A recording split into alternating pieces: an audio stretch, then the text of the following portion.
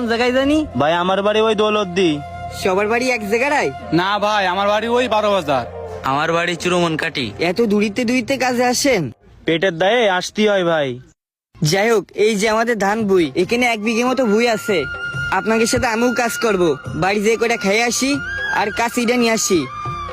আচ্ছা ভাই, ঠিক আছে। একটু গোষ্ঠটা ভালো করে রেখে নেন, সুন্দর করে কাটটি লাগেন আপনারা। আর আমার বড় ভাই আসলি কয়ে নেন, আমি বাড়ি কাশি আনতে গেছি। আচ্ছা ভাই, ঠিক আছে। ভাই, ধান বইতে অনেক ঘাস, তাই না? না হলে কাইটে আগইতো। হ্যাঁ, ঘাস জড়াই যাচ্ছে কাশির সাথে, এ কাইটে আগচ্ছে। কি আর করা যাবে, জোন দিতে আইছি, জোন তো বহাতে হবে। হ্যাঁ, কাটি কষ্ট মষ্ট করে। ভাই একটু হাত চালাই কাটেন, রোদ দেখেছেন?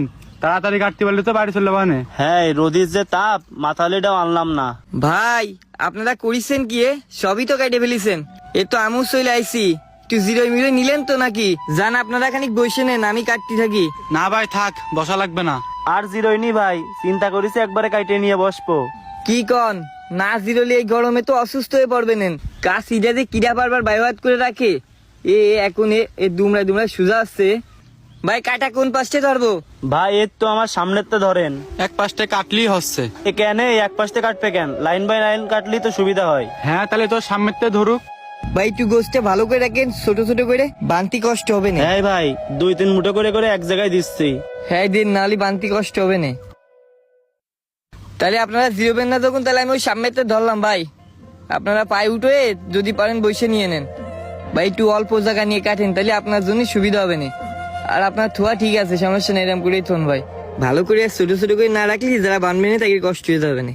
ভাই তাহলে আমি এখান থেকে ধরলাম। হ্যাঁ ভাই কাটেন, সমস্যা নেই। আরে আল্লাহ, এ কি ঘাসা হয়েছে! আপনারা কাটতেছেন কি করে ভাই?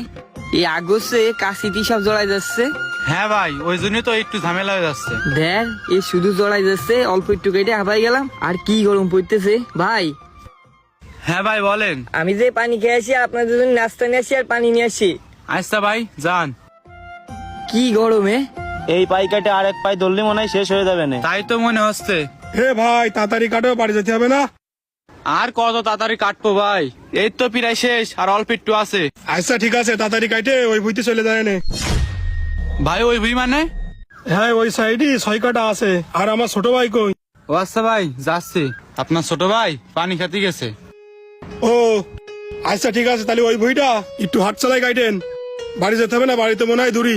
হ্যাঁ ভাই, বাইরে তো অনেক দূরই। ভাই আমাদের বাজারতে নিয়ে এসে সাইকেল চালাই আইছি। আচ্ছা ঠিক আছে, তাহলে হাত চালাই করে নেন, আমি চলে গেলাম। আচ্ছা ভাই ঠিক আছে। ওই বইতে যাওয়ার কথা কয়ে গেল কেন? জানি কি হিসেব করে কইলো। ভাইয়া নাও। ভাইয়া কোনে গিলে? ওই ধান বইতে গেলাম। ও, আমি একটু পানি খেতে গেলাম। আর ওগের ওই 6 কাটার কথাও কয়ে আইছি, দেখছে নে। কোন 6 কাটার কথা? কেন, ওই মোটরের কাছে 6 কাটা। ওই 6 কাটা উড়া কাটবে? উড়া এই 3 জন লোকে মিলে 1 বিঘে ভুই কাটেছে।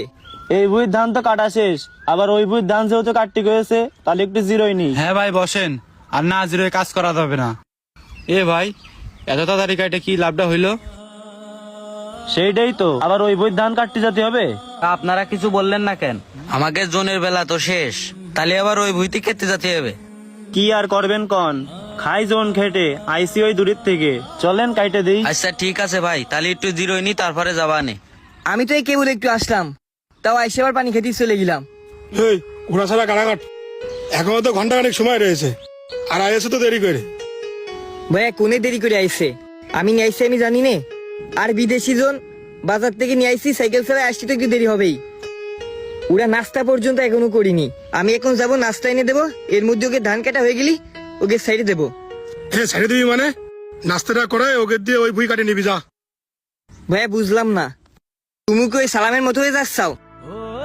একটা বই কাটা নিয়ে কথা দিয়ে এখন তাড়াতাড়ি ওরা হাসপাতালে কাজ করেছে, নাস্তা পর্যন্ত করিনি, একটু বসিনি, এখন তাড়াতাড়ি হয়ে গেছে, আর তুমি অন্য বই কাটা নিতে চাচ্ছাও। পেটে দেয় মানুষগুলো কত দূর থেকে কাজে এসে, 1 গ্রাম থেকে আরেক গ্রামে।